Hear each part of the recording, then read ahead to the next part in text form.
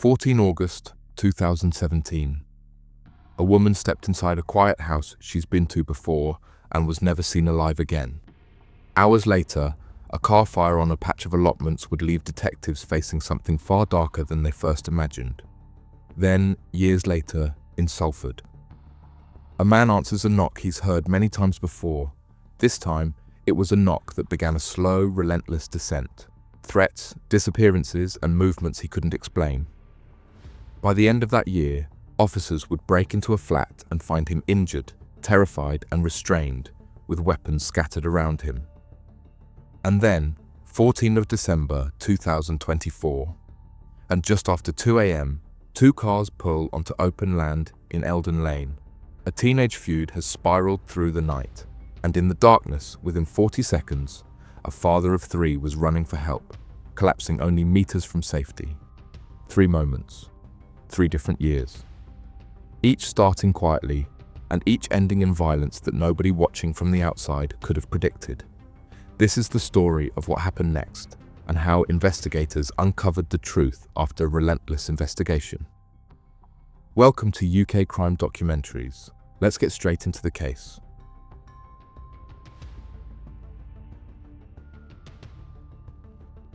They came from different parts of the UK, but their histories almost ran in parallel. Both men had already taken a life long before they ever crossed paths with each other. Killings marked by brutality, carried out against the vulnerable, and followed by attempts to cover their tracks. In 1996, in Greenland, Northern Ireland, William McFall, then only in his 20s, attacked 86-year-old Martha Gilmore with a hammer during a burglary. The violence was extreme. He left her to die in her own home, fleeing the scene with her jewelry and valuables. He received a life sentence, serving just over a decade before being released on license in 2010. On the other hand, Stephen Unwin's case was disturbingly similar. On Christmas Day in 1998, he targeted 73-year-old John Greenwell in Sunderland. What followed was a killing driven by greed and followed by the calculated use of fire, a method investigators would later describe as an attempt to destroy evidence. Like McFall, he also secured release far earlier than the public might have expected, walking out on life license in 2012. Both men met inside HMP Swaleside, a high-security jail on the Isle of Sheppey. It was there, according to later court evidence, that they formed the connection that would continue once they were free. After release, they re-established contact through Facebook, presenting themselves as reformed men earning money through maintenance jobs on rental properties. In reality, their partnership drifted into criminal territory, including taxing cannabis farms, taking over grows to steal the drugs or profits. Their histories should have raised alarms, and in some cases, they did. And for Quyen's family, the most painful question was how two men with previous murders on their records had been released to live and work together again. But while the warnings were there, none of them stopped what came next, and the woman who would soon walk into their lives had no reason to see danger in either man.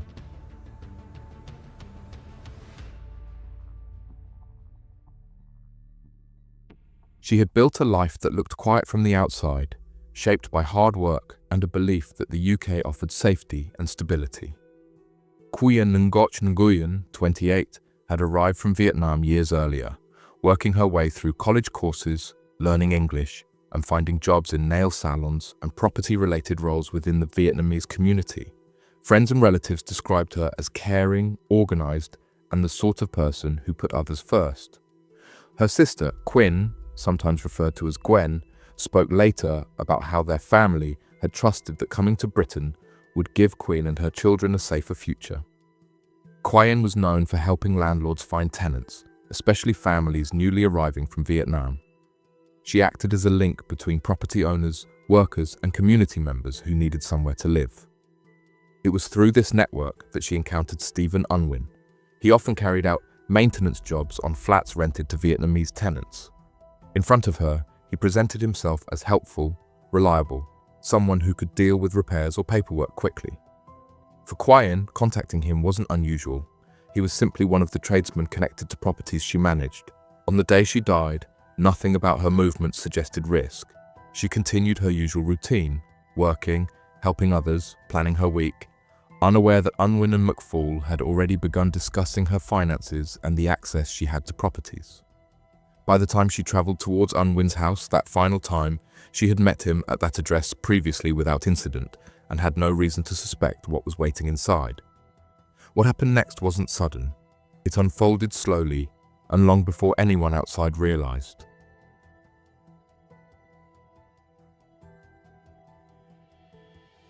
14 August 2017 began like any other day for Quyen, but by late afternoon, she was driving towards Unwin's home in Shiny Row, believing she was dealing with a routine property matter.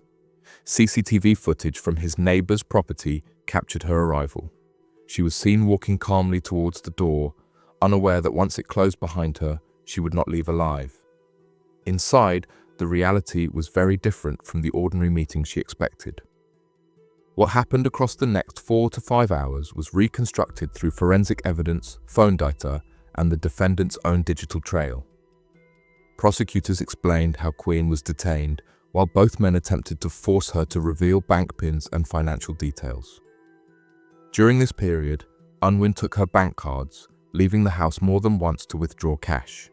CCTV matched him traveling to local machines to take out money, returning between transactions. On one of these outings, he was captured purchasing a bottle of whiskey. The same whiskey later identified in forensic analysis suggesting it had been forcibly administered to her. During her captivity, she was subjected to degrading treatment and violent sexual assaults. The prosecution argued that the motive was twofold: sexual gratification and financial exploitation, with the need to silence her once they realized she could identify them. Witnesses and experts later described a clear psychological split between the two men. Unwin organized, controlled, and dominated the events. McFall was unpredictable, volatile, but ultimately acted alongside him. By the time the violence reached its final stage, the decision had already been made. Quyen was wrapped in a sheet, her body prepared to be moved, and the men prepared to carry out the last part of their plan. What followed after they carried her out of that house took the story into open ground, a place where they believed the final traces of their crime would simply burn away all time.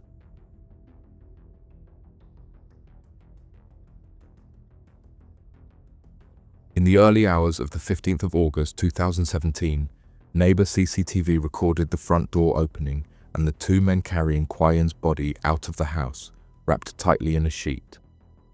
The footage showed no hesitation, no rush, just a steady, practiced movement as they lifted her towards her Audi A4, placing her in the rear of the car before McFall climbed into the driver's seat with Unwin. From there, investigators traced their route through ANPR data, CCTV fragments, and the timeline eventually presented to the jury. The cars headed towards a remote track near Allotments on the edge of Sunderland, a place quiet enough for them to believe no one would see the fire they were about to start. What happened next became one of the most disturbing findings of the entire case. Forensic analysis suggested that Quyen was still alive when the car was set alight. The pattern of burn injuries, the absence of smoke inhalation signs expected post-mortem, and the positioning of her body all pointed to the same conclusion. She was breathing, however faintly, when the flames first took hold. Witnesses nearby reported hearing nothing unusual, only noticing the blaze once it had already taken hold. By the time emergency services reached the vehicle, it was fully engulfed, the interior destroyed, and any quick explanation impossible. But what stood out most in the timeline was not the fire itself, but the men's behaviour afterward. They walked away calmly, no attempts to hide their movements. CCTV captured them returning from the place of fire to Unwin's house shortly after, walking inside with the same composed pace seen when they carried her out. Each piece of evidence, the footage, the ANPR hits, the forensic burn patterns, built a minute-by-minute reconstruction that left little room for doubt about what had been planned and how deliberately it had been carried out. And yet, even after the fire, their night wasn't over. What they did next revealed a level of detachment that stunned detectives when the footage finally came to light.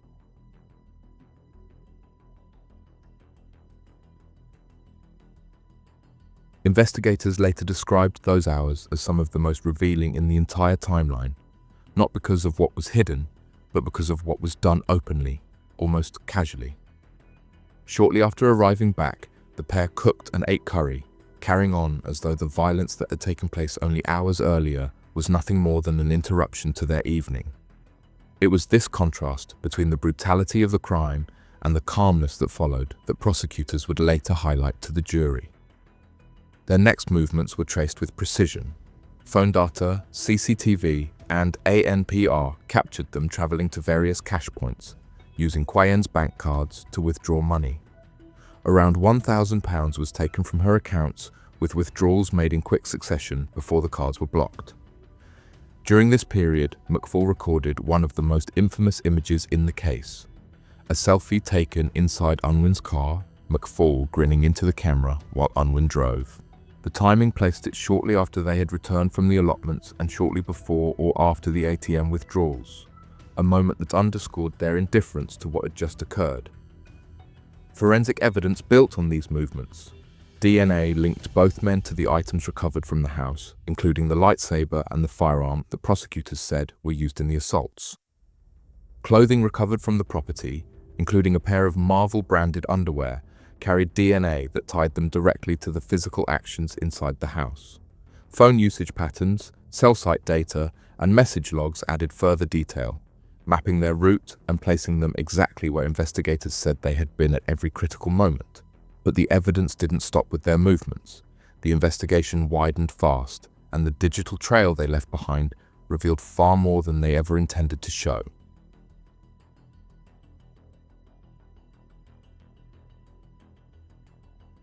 What began as a burned-out car at the edge of Sunderland quickly developed into one of the most tightly reconstructed murder timelines the region had seen. Once the vehicle was identified as Quyen's and her remains confirmed, detectives worked backwards through her last known movements. That process led them to Shiny Row. Detectives built their case piece by piece, starting with the neighbour's CCTV, which captured her arriving, and then the rest of the sequence that unfolded and we have already discussed, followed by her cell site data and ANPR data filled the gaps for investigators. Once those core timings were confirmed, detectives moved quickly. The evidence already pointed towards Unwin's home, and officers planned a full search before any remaining traces could be lost. Inside the house, the forensic footprint was extensive. DNA recovered from sexual contact points and from items established direct involvement from both men in what had happened before her death. Their clothing carried further traces, fibers, bodily fluids, along with Unwin's digital activity of messages. Financial movements strengthened the evidential chain. Combined, the material supported the prosecution's position that the men acted together throughout, not separately, not in panic, but in deliberate coordination. Both were arrested immediately after that. And yet, the most revealing moments came not from the evidence itself, but from how both men behaved when they were finally forced to face it in court.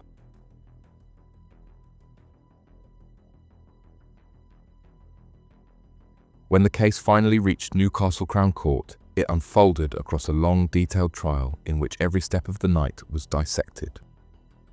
William McFall was disruptive from the outset.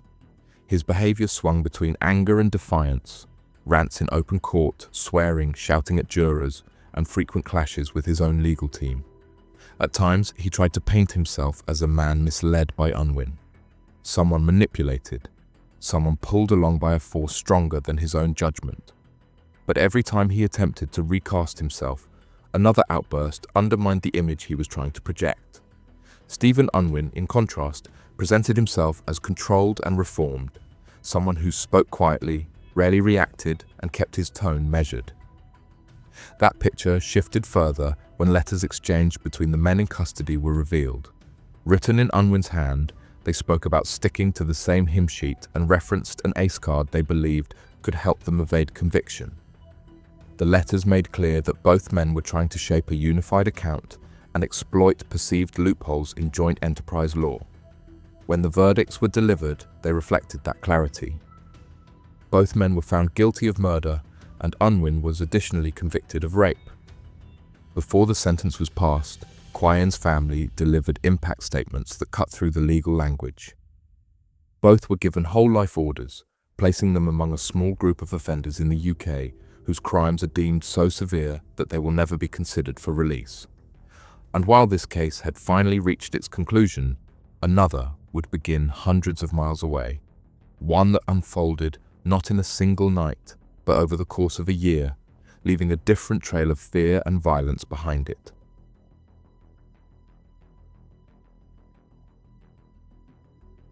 It began quietly long before police understood the scale of what was unfolding. The victim was a man living alone, known to be vulnerable, and known, at least to the people who started visiting his doorstep, to hold significant amounts of cryptocurrency. His identity has not been made public in any police or court reporting, so for clarity in this account, we will refer to him simply as Alex. That combination made him an ideal target. Someone with assets that could be moved instantly and anonymously, and someone unlikely to fight back. What followed across January to November 2023 was not a single attack, but a slow, methodical campaign of intimidation that grew more violent with each encounter. The gang learned early that they could pressure him into transfers. The first warning came in January 2023, on a night that should have meant nothing. A simple knock at the door, but the moment Alex opened it, he understood the tone had changed. Scott Armstrong stood there, not to talk, but to demand. The threats began immediately, the clear expectation that money would be transferred then and there. There was no disguise about the motive. They knew he held cryptocurrency, and they knew how quickly it could be moved. Under that pressure, frightened and unsure what might follow, he transferred a sum directly into an account controlled by Armstrong. It was the first extraction, and it set the pattern that would define the year. A short time later, still within that same month, the situation escalated. This time, Povey arrived at the house with another man beside him, and the tone shifted from intimidation to danger. One of them carried a knife, a visible message that the negotiations of earlier weeks were over. They pushed for more money, another transfer, another loss from the victim's digital holdings. Alex complied again, not because he could afford to, but because he believed that refusal would bring immediate violence. These early incidents introduced the key players, each slotting into a distinct role even at this early stage. By the end of the second incident, the group had tested their method and found it effective. And by spring, the group realized they didn't need to wait for him to open the door. They could force their way into his life whenever they wanted.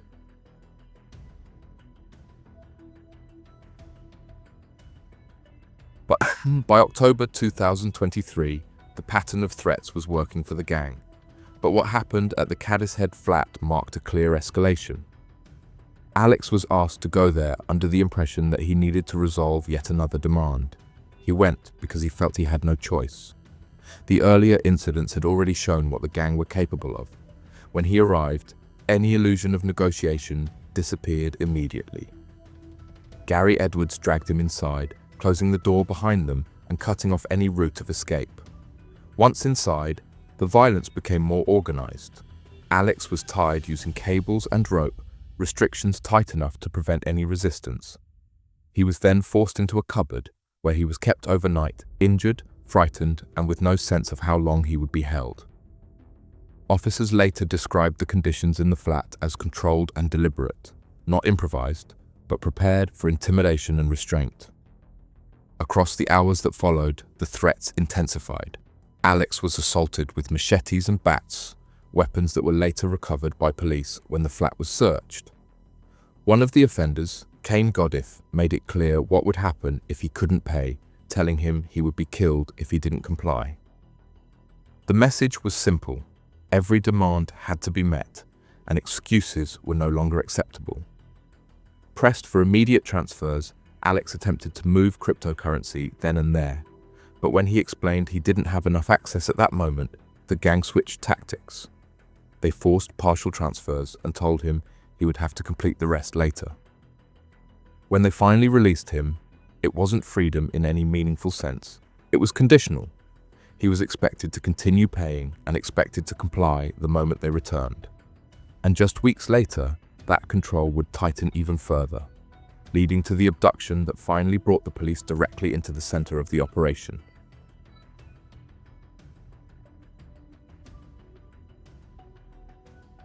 Only days later, they returned to his home, and this time there was no pretense of negotiation. A bag was forced over his head, his arms were restrained, and he was taken from the house before he had time to understand where he was being moved. When the covering was removed, he found himself in a flat on Egret Drive in Salford, a property the gang controlled and used as a base where victims could be kept away from public view. The injuries he already carried were undeniable: burns, bruising, and patterned marks consistent with repeated assaults. Inside the flat, the layout confirmed the purpose of the space. Police later documented bed straps, cables, and ties, all positioned where someone could be held down or restrained. Weapons were also stored inside, including machetes previously linked to threats made during the extortion attempts. At some stage, Alex managed to get away from the flat, slipping from their control long enough to seek safety at a friend's house. It was a narrow moment of breathing space, but it didn't last. Not a single report stated how he escaped, but somehow he was able to manage that. But that was not the peak of intimidation. It was only the point where the gang showed how determined they were to keep hold of him. But on 30 November, they tracked him down again. Forced entry, another bag over his head, and he was thrown into a van, taken back into captivity before he had time to ask for help. The pattern was now unmistakable. Wherever he tried to hide, they would drag him back. Whatever distance he put between them, they would close it. When officers finally located him on the 2nd of December 2023, inside the Egret Drive flat, the reality of the preceding weeks became clear. He was visibly terrified, physically weakened, and desperate for the situation to end. As police moved him out, he pleaded with them, asking to be taken with them, afraid the gang might return before he was fully removed from the building. But rescuing him was only the beginning. The evidence inside that flat revealed the scale of the operation the gang had been running all year.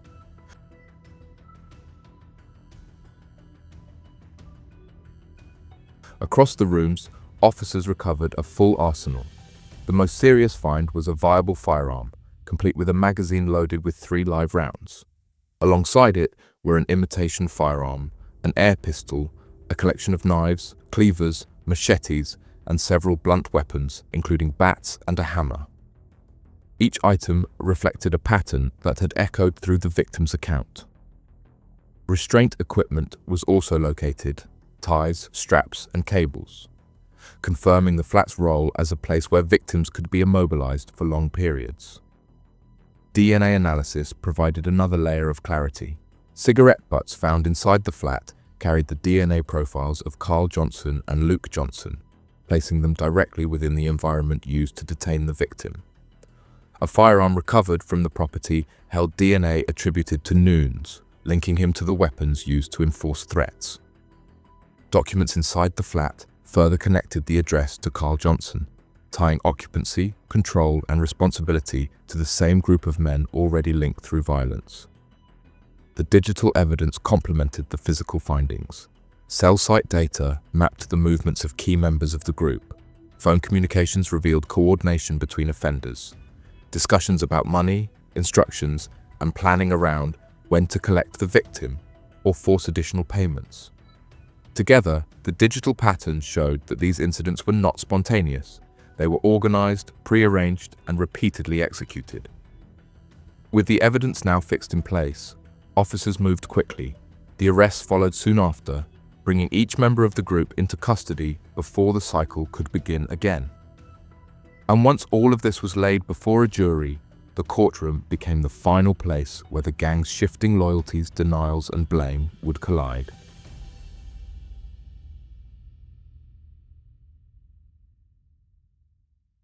When the case reached Manchester Crown Court in December 2023, the scale of the operation finally came into full view. Jonathan Nunes received one of the heaviest terms, 20 years behind prison. David Povey was also sentenced to 20 years, and Luke Johnson received 13 years and 6 months. Gary Edwards was sentenced to 10 years and 2 months. Kane Goodif was given 7 years and 5 months jail term. Carl Johnson received 3 years for his role in facilitating the environment, and Scott Armstrong received 2 years and 4 months. And while the sentences closed the chapter in court, the third case began in a very different setting. Open ground, 2 cars, and a feud spiraling towards tragedy.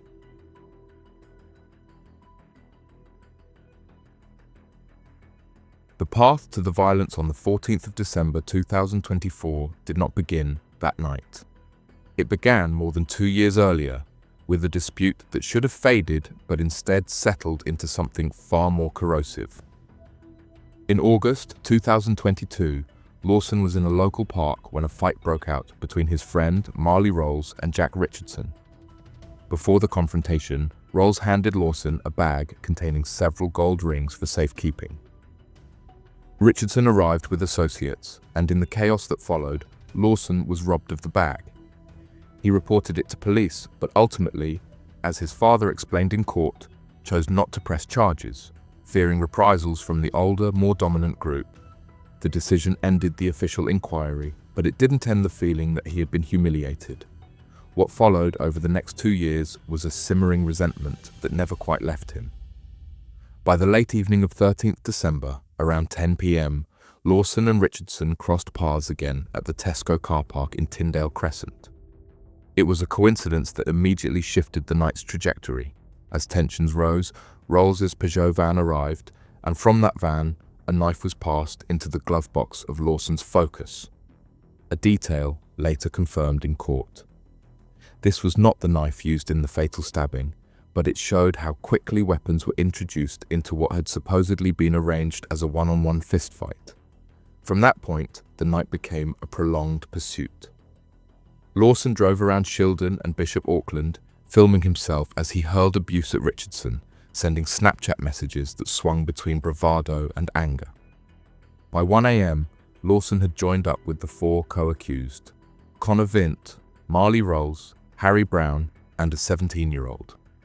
They spent the next hour trying to pin down Richardson for the fight, agreeing on old lines as the meeting point. Then came the pivotal moment. At 2:34 a.m, Lawson filmed himself driving with a knife resting in his lap, the knife he would use minutes later. And within minutes of returning to old lines, the clash that followed would unfold in less than 40 seconds, ending with a man running for his life.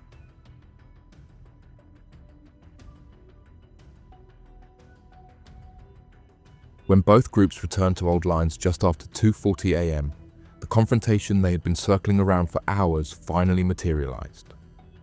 Up the slope of Millbank Terrace came Richardson's red Ford Focus, carrying 3 men: Jack Richardson, the intended opponent, Craig York, and Jordan Hodgson, both 28. Evidence later showed that Hodgson and York were armed. At least one knife was visible afterwards, and both carried African walking sticks, the same type used to attack the Vauxhall Astra moments later. As the red Focus reached the top, it collided with the Vauxhall Astra driven by Vint, one of Lawson's group. 2 hooded figures, York and Hodgson, spilled out and immediately began striking the Astra, targeting the passenger side where one of Lawson's associates sat trapped inside. In Lawson's account, he saw this from the driver's seat of his own white Focus, the knife already resting in his lap. He said he stepped out intending only to scare them off. But what happened next unraveled in fewer than 40 seconds. York turned towards Lawson, raising his stick. Lawson lunged 3 times. The first strike entered beneath the armpit. The second, the fatal wound, pierced his chest, traveling 65 millimeters into the right lung, damaging rib and cartilage. The third struck the groin. York's hands bore defensive wounds, showing he tried to block the blade. CCTV captured the moment York broke away, running down towards nearby houses. He collapsed outside the home of his cousin, Trevor Thompson, managing to call his name before falling. Neighbors rushed out, attempting CPR until emergency services arrived. Despite their efforts, York was pronounced dead at 3:38 a.m. But even as York lay dying, Lawson was already filming himself, creating the very evidence that would later anchor the case against him.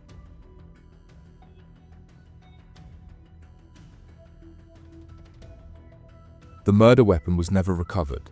Lawson admitted throwing it away during the drive that followed, but officers did recover a separate knife hidden in a bin carrying York's DNA, along with a balaclava also bearing his DNA, neither tied to the fatal stab wounds but confirming weapons among Richardson's group. CCTV and ANPR mapped the vehicle's movements before and after the attack, matching the sequence reconstructed in court. The arrests came quickly. Sharp-eyed officers spotted Lawson's white Ford Focus returning to the South Church area soon after the stabbing.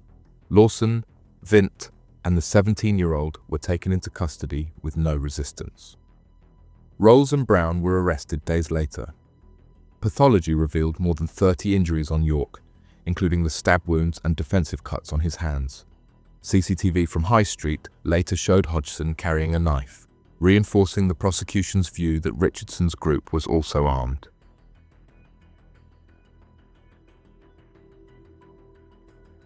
Ultimately, the jury acquitted all four co-accused of murder and manslaughter. Only Lawson, the one who inflicted the stab wounds, was convicted. At Teesside Crown Court, Lawson received detention during His Majesty's pleasure, the mandatory life sentence for a youth convicted of murder.